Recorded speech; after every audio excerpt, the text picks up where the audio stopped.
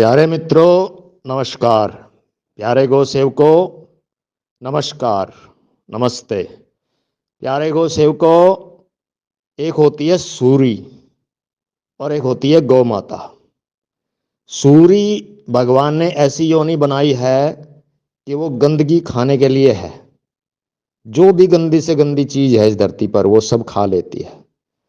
और जो पवित्र से पवित्र भोग लगता है वो लगता है गाय को, क्योंकि गाय के अंदर 33 करोड़ देवता हैं। तो जो भी आप अपने हाथ से गाय को दे देते हो या गाय की खोर में, गाय की थाली में डाल देते हो, इसका मतलब ये हुआ कि वो 33 करोड़ देवताओं को भोग लगा। कई आदमी कटी हुई सब्जी, बिना धुली, कीड़े वाली, क्योंकि बढ़िया कौन डालेगा, 40-50 रुपए के भाव की कौन डालेगा। कटी हुई सब्जी, छिलके अरवियों के गले में चिपक जाते हैं, माता के निकलते ही नहीं। और गंदगी, जूठे चावल थाली में बच गए, रात की बासी रोटी, ये सब चीजें जो सूरी का भोजन है वो गौ माता को खिलाया जाता है। आपको पता है, मैं अगर मेरे लिए संभव हो और मैं केला खिलाता हूं गौ माता को, तो केले का छिलका भी मैं धो के खिलाता हूं, क्योंकि उस पे मसाला लगा होता है, जहर लगा होता है केले के छिलके पर।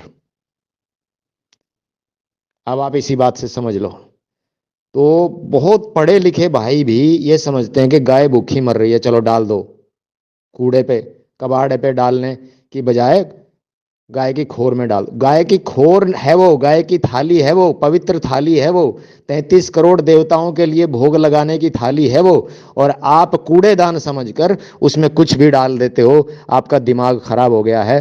परमात्मा ने आपके लिए बड़े बड़े नरक तैयार कर रखे हैं। सावधान, समझो कौन है गौ माता पहले। सावधान, गौ माता 33 करोड़ देवता हैं गौ माता के अंदर। लक्ष्मी माता को जगह नहीं मिली थी तो लक्ष्मी माता गोबर में चली गई, गौ माता के बैठ गई। धनवंतरी, भगवान धनवंतरी गौ माता के पेशाब में है। और बाकी सिर में मेरे ख्याल शिव जी हैं, माथे में। और जगह जगह सभी देवताओं की अलग अलग जगह है।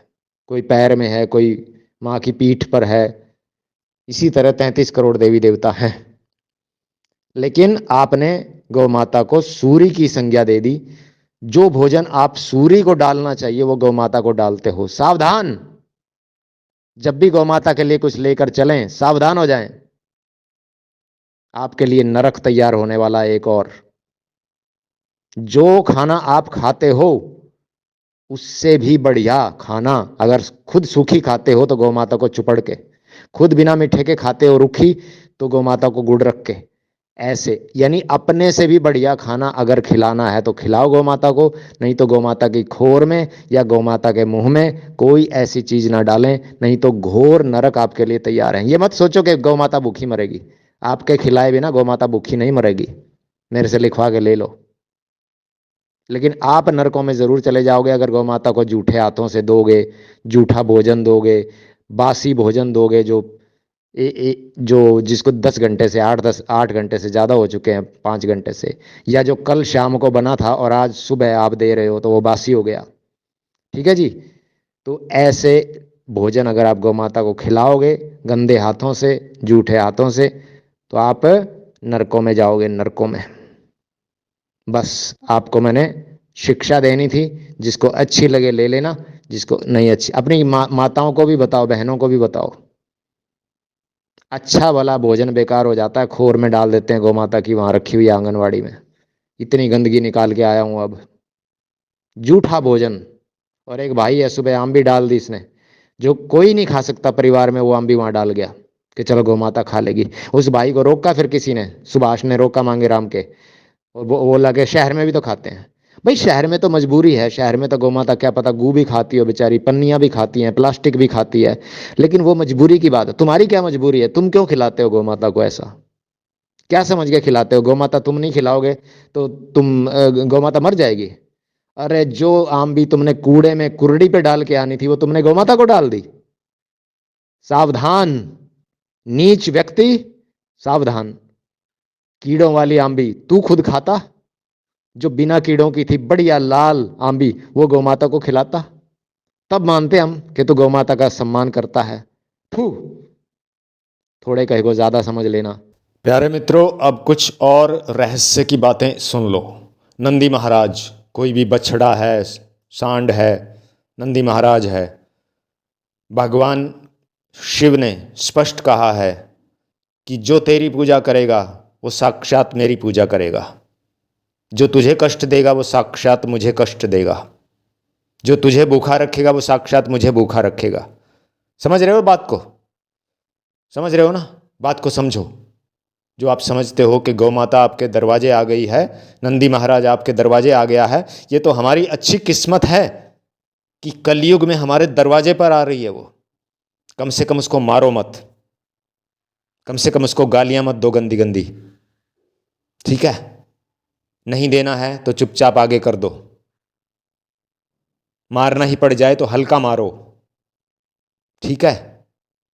जिनको ज़्यादा ही तंगी है गौ माता से, ये तो बहुत बड़ी किस्मत है कि गौ माता हमारे द्वार पर आ रही है। और हम, जो जूठा बचता है, गंदगी बचती है, जो हम नहीं खा सकते, हमारे बच्चे नहीं खा सकते, हमारे माँ नहीं खा सकती, वो हम गौ माता को खिलाते हैं। कूड़ेदान की चीज़ कूड़ेदान में डालो, कुरडी पर डालो, गौ माता की थाली में, गौ माता की खोर में मत डालो। बहुत कह दिया, ध्यान रखना इस बात को, पछताओगे नहीं तो बहुत ज़्यादा। ऐसी बीमारियां पकड़ लेंगी जिनका कोई इलाज नहीं। आप सोच रहे हो हम गौ माता का पेट भर रहे, तुम कौन होते हो गौ माता का पेट भरने वाले? अरे भगवान कृष्ण जो अनेक ब्रह्मांडों में रहने वाले जीवों का पेट भरता है अपनी कल्पना मात्र से, वो गायों को भूखा रख देगा क्या? तुम कौन हो गौ माता को खिलाने वाले?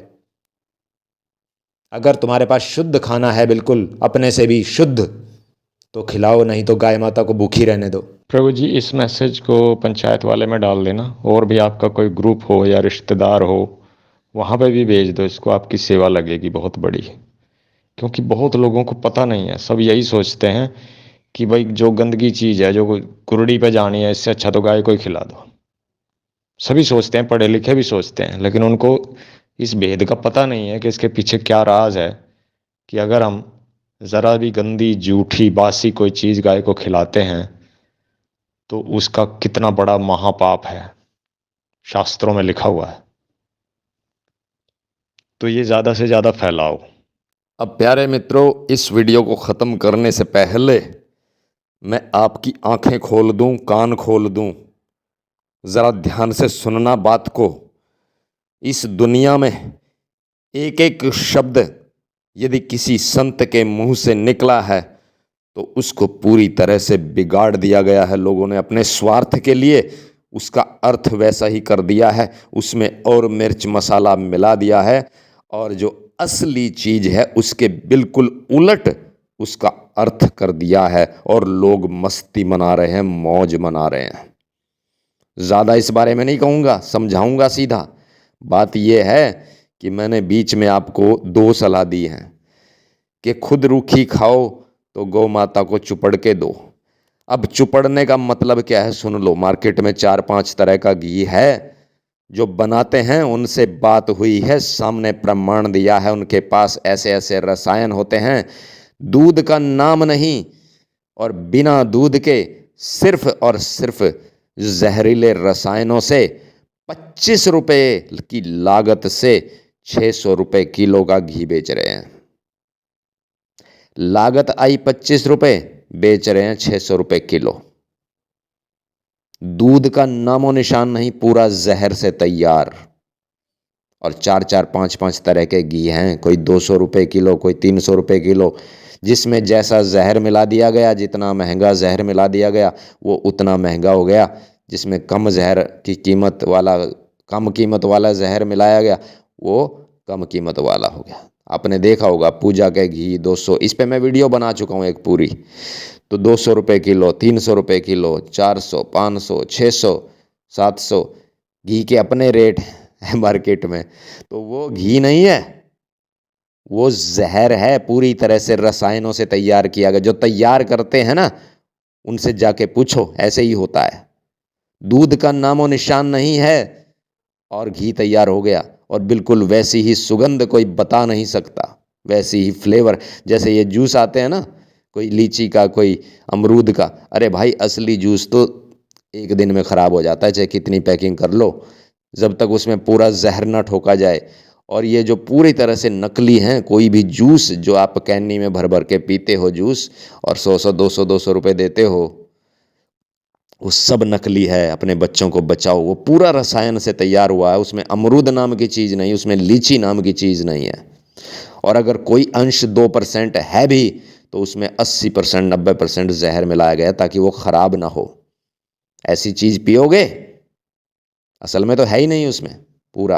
अब देखो घी में वापस आता हूँ मैं, पूरी तरह से नकली घी, पूरी तरह से नकली घी 600 रुपये, 500 रुपये और ज़्यादा भी बिक रहा होगा। चर्बी से बनता है, पशुओं की चर्बी से। अब मैंने कहा कि चुपड़ के 2 रोटी गाय को, अब पशुओं की चर्बी से चुपड़ के दोगे तो आपको अगर एक नरक मिलना होगा तो अब घोर नरक मिलेगा। ध्यान देना। गुड़ कहा मैंने, गुड़ रख के दो।